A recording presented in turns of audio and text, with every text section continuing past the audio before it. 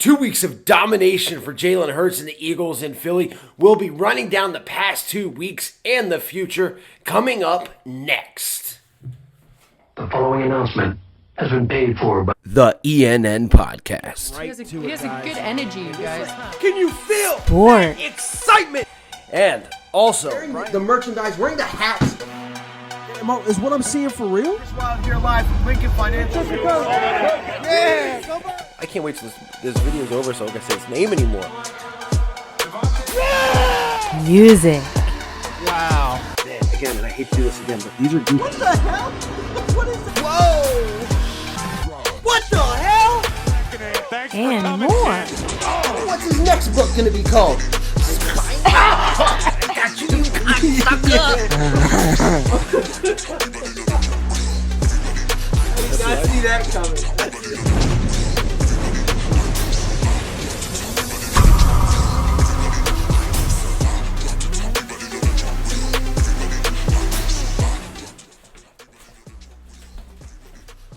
I still can't gritty. It has been a couple weeks and this music sounds so good to my ears. We are back on the ENN Podcast. I'm professional wrestler Chris Wylde, and we are live at bar 4133. Happy holidays, and what better gift than an Eagles victory? And so far this year, there have been 12 of them. Thanks.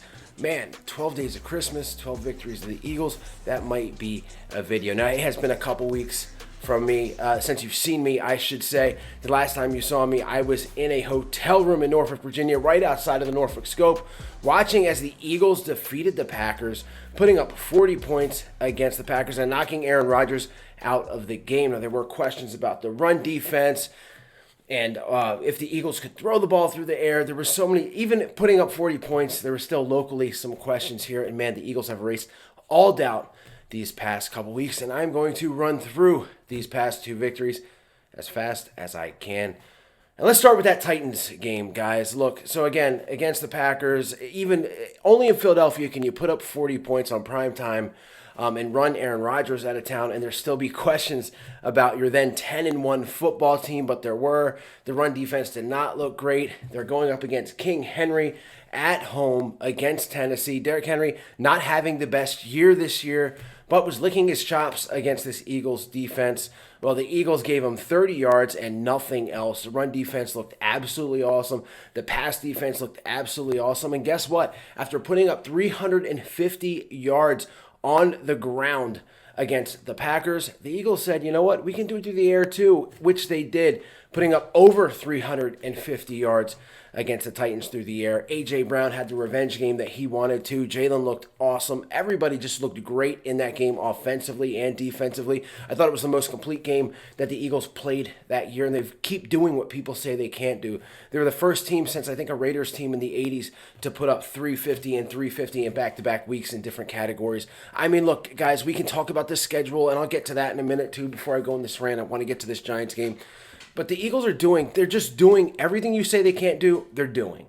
Then we go to the Giants. And I got to be honest with you, I saw this game on the schedule and I kind of looked at it and went, man, MetLife, horrible turf. This might be an L. The Giants, this is the best Giants team that we've seen probably since 2016. Brian Daboll looks like he's going to be a decent head coach. You've got Saquon, even though he's injured, he was going to play. And a Dallas defense, look, they're on my mind already. A Giants defense that, even though they're missing some guys in the secondary, I see a young rookie in Thibodeau that looks like he's going to be a stud. Ojawari, I'm probably saying that wrong, is a decent guy on that line. But they had no answers for the Eagles. It was complete domination, 48-22. Look, the 22 points is a fraud to me. They got garbage time points, and then the Eagles, the only way that the Giants' actual offense could score was after the Eagles just annihilate a punt in the end zone, putting Siposs out for probably the year. The Giants go on a 3-play, 15-yard drive to get the touchdown there. And Jalen Hurts, once again, through the air, through the ground, this team looks dominant. I don't even know when to start. This could be a really long video. Yesterday was probably the most impressed that I've been. They go to that horrible turf. Reed Blankenship, by the way, breaking news, not out for the year, probably a short-term injury, thank goodness. Lane Johnson exits with a little ab injury. He could probably have went back in and played if it was a competitive game. So the Eagles They're going to miss Siposs. Again, he's not the best punter in the world, so not a huge loss there. So they kind of get out of a horrible... I can't even believe... If I was a free agent, there's no way I'd go to the Giants because of that turf. It's the absolute worst. It's the shits.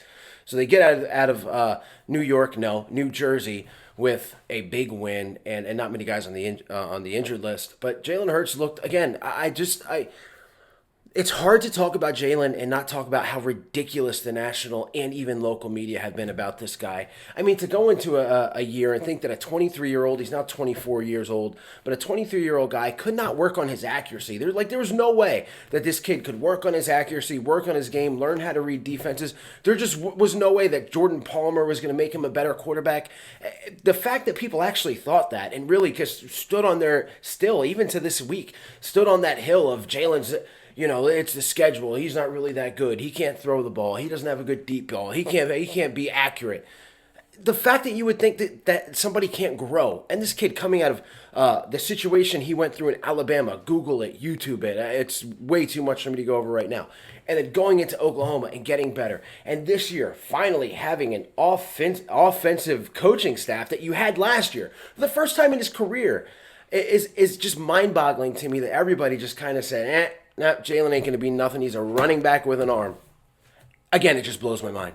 Absolutely blows my mind. Now, I'll be the first to say, when the rumors were going around about Deshaun Watson and Russell Wilson, yeah, I mean, it kind of intrigued me. And who wouldn't, with those guys being who they were? Now, thank God the Eagles didn't do it. But I never, at any point, did I say that Jalen couldn't be the quarterback of the future for this franchise. Because why? Why would you do that? Why would you go in? Why would you dig yourself a hole and lay in it? It just makes no sense, and he is proving everybody wrong. He said something yesterday, and again, his press conferences are awesome. He said something where he carries all his scars with him everywhere he goes, and he doesn't forget everything that everybody's saying about him, but he also doesn't hang on it. And I just think it really means the world to a quarterback to have that kind of mindset.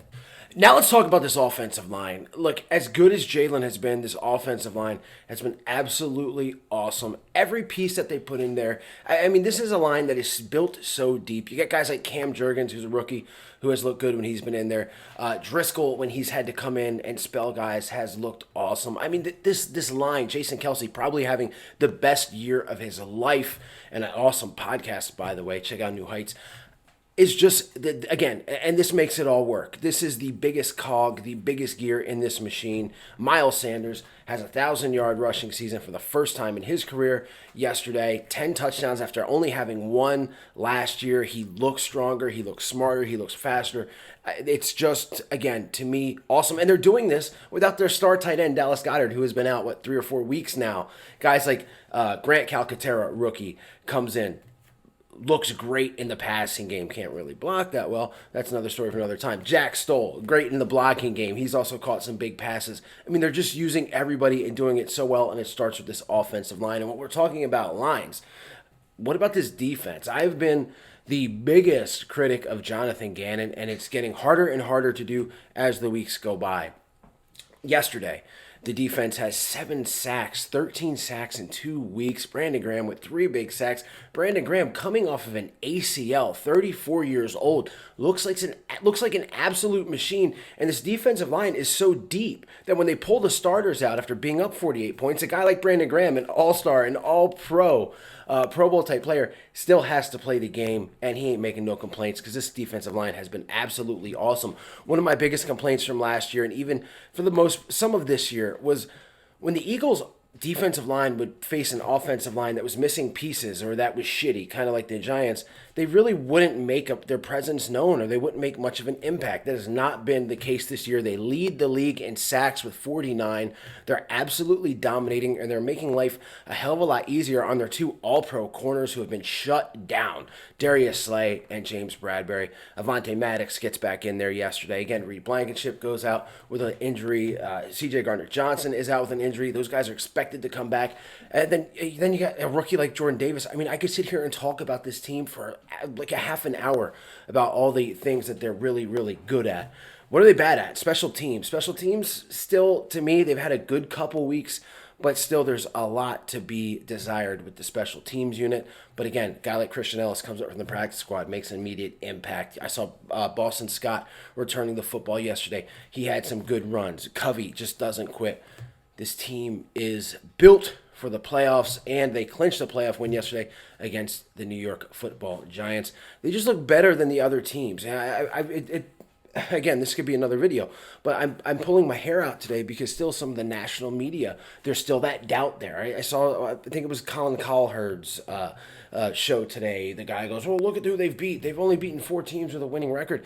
Like, you can only play who's on your schedule. I mean, they beat the Vikings, they beat the Cowboys, they beat the Giants, they beat the Titans. I mean, what do you want this team to do? And they're not just beating them; they're beating the dog shit out of these teams. Still the doubt there in Jalen Hurts. Still people just Pat Mahomes could have thrown 18 interceptions yesterday. People still have him and the MVP over Jalen Hurts. And the local media, it's getting really hard for them to come up with negative stuff and negative spins to put on their channels on the radio. It's getting really hard for people. Content creators that have been on Jalen Hurts' case all year, his whole career, are now tucking their tail between their legs and having to go, "I was wrong," just to enjoy a season. It's unbelievable to me, but this Eagle team still continues to do it. Next week, got to avoid the trap game as they go into Chicago. Justin Fields, dangerous, maybe the most dangerous quarterback in the league. He doesn't have a lot around him. Again, another video for another day, guys, and I feel like I've talked your ear off, but I'm excited. It's the holidays. The Eagles are good, and the holidays are always better when the Eagles are good. 12-1.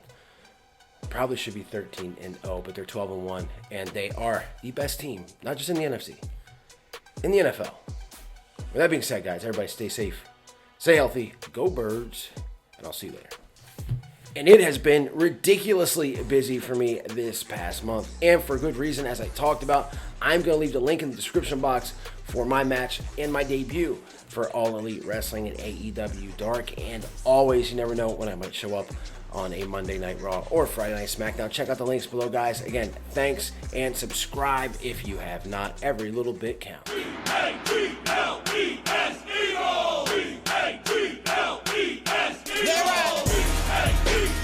Eagle Nation to stand.